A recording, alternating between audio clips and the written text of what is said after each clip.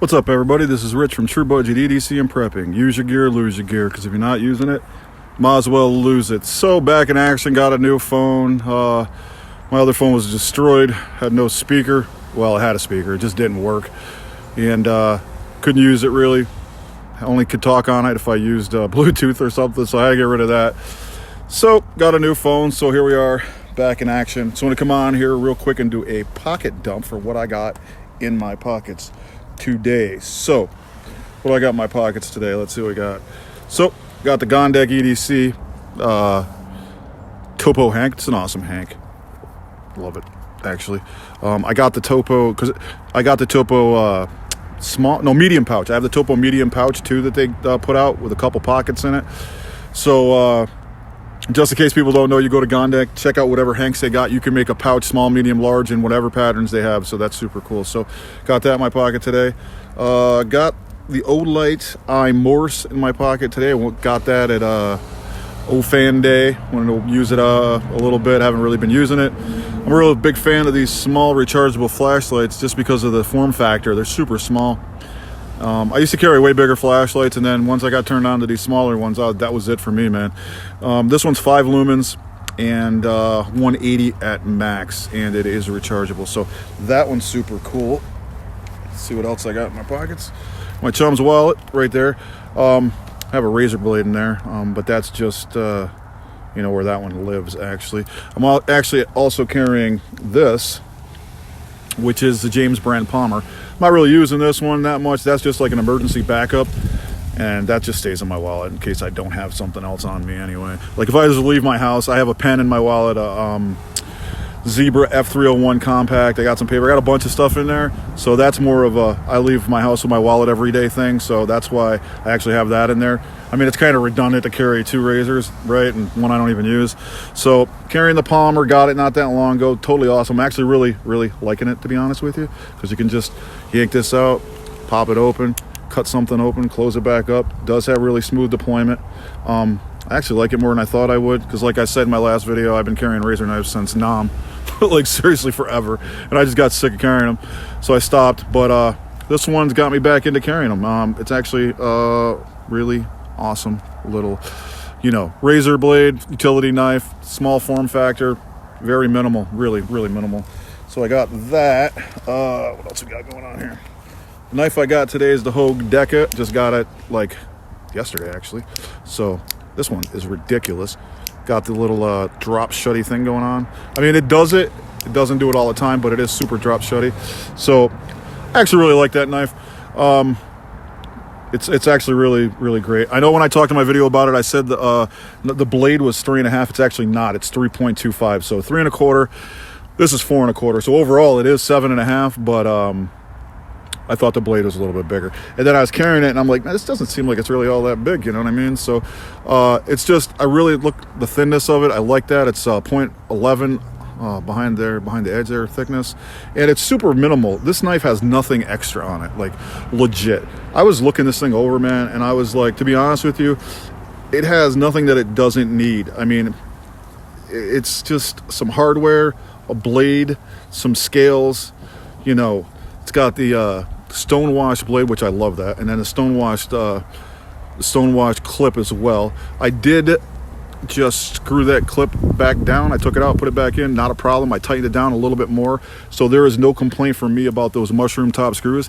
In and out of the pocket like butter, so I don't know why people bitch about that, to be honest with you. It doesn't catch anything. Flat screws, mushroom top, whatever, dude. It goes in and out of the pocket really great. So really good knife, really minimal, like I said, in the sense that there's nothing extra on this knife. I mean, you got good steel because it's in Magna Cut. I know people complain about the FRN scales, and they do feel a little cheap, but to be honest with you, that's what, they put those on there so to keep it light.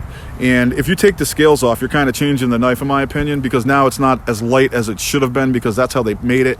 It's 2.1 ounces, and literally that's everything. I mean, the scales, you got this sliding bar lock, you got the hardware, the thumb stud, everything that's on this knife weighs 2.1 ounces.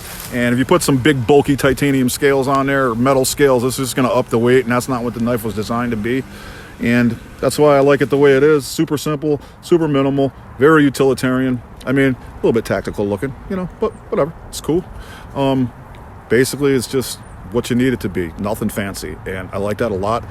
And I like how thin it is. I like the fact that it's made in America, 100%, and that's awesome. And to be honest with you, I know it's all in my head. You just, when you're holding it, you're like, man, that knife's badass, bro. Like seriously, just because it's made in America. But it is really good quality. I like it a lot. I like the thinness a lot, actually.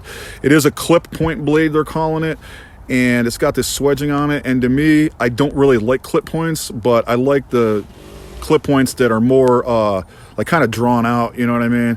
They kind of start back here and go all the way to the tip. I like those better than the ones that are kind of, you know, just weird, like the California clips. Like you don't have much behind the tip, and you could break it off. But I like this clip. I think I would call this more of a modified clip. Super slicey. It is a flat grind, and yeah, the shaved hair off my arm, like I was using it like a razor. So fantastic knife. And like I said, the thing I think I like about it the most is that it's so simple, you know what I mean, that there's nothing really, you know, extra on this knife, nothing that's not needed. It's just what it is, and I like that. So that's really cool. So I got that, and I got a little challenge coin that my friend gave me. I'm carrying that, and I think that's all I got. That's like legit all I have today. So that's what I've been carrying around with me all day. I got, you know, the Olight iMoors, pretty solid. The James Brand Palmer, definitely solid, definitely more useful than I thought it would be, and I like it. Had to get that, you know, pop of color in there. This is an odd color though. It's coral, but it changes. It looks orange, like, see, looks orange. Look, looks coral. Look, looks orange. Looks coral. It's crazy. I like that. So that's pretty neat, man. It's really useful. I've been using it a lot for packages, and I literally used it to open the box that the Deca came in. So that's awesome. And like I said, I really like the Deca. I really like the simplicity behind it. I like the fact that it's American made. And the whole reason I bought it was because of the Civivi rant that I had, that I just think that some of these companies have raised their prices to the point where they don't need to be at, and they're overcharging people for, you know, product that, you know, it shouldn't be charged the price that it's being charged. You know what I mean? Like 9CR Damascus is not the same as MagnaCut, to be honest with you. Not trying to be a Steel Susan or nothing like that, but it's just the truth. You know what I'm saying? So if you can get a Hogue Deca manufactured 100% in the United States with MagnaCut, CPM MagnaCut, over a 9CR knife that's an import, come on, man. It's a no-brainer. You know what I mean? And like I said, I don't think Civivi has 100% garbage. I like some of their knives. The Elementum is fantastic. I just think that they can't be charging that amount of money for what they're putting out there. It's the price point to quality was why they were, you know, on the market for me. And now that they're not doing that price point to quality, then there's no reason to buy from them for me as far as I'm concerned. And they're putting out garbage. Like when you start flooding the market with knives, it's crap. Like seriously, I don't like that. So I try to stick with the smaller companies like the James Brand. You know, yes, the James Brand does manufacture in China, but it's an American company. And I'm pretty positive that their OEM is Artisan. So their stuff is fantastic. And to be honest with you, Civivi, I looked it up, and they have about 237 items on their product list. And I know they're not all knives, but I'd say a good percentage of them are probably, you know, 190, 200. And that's a lot of effing knives. James Brand, 14. So come on, man, you know, easy. It's an easy pick. Same with Hogue. Hogue doesn't have a lot of them either. You know what I'm saying? To me, when you look at a company and they say, hey, guess what? We got 500 knives for sale. You're like, oh, dude, that's garbage. Like, seriously. So definitely check out Hogue. I know there's some people on here that love Hogue. And they have some. I know Freedom Frog Gear. He's a big Hogue guy. And he had mentioned that to me in one of my posts, but I knew that. And A from EDC ? I know she's got a Deca, I believe, too. So it's a really fantastic knife. Like I said, love the lightness, love the utilitarianism of it. It is a little tactical, but whatever, man. It's cool. I like it. So this is what I got today. You guys have a great rest of your week. And get out and vote if you're going to do that.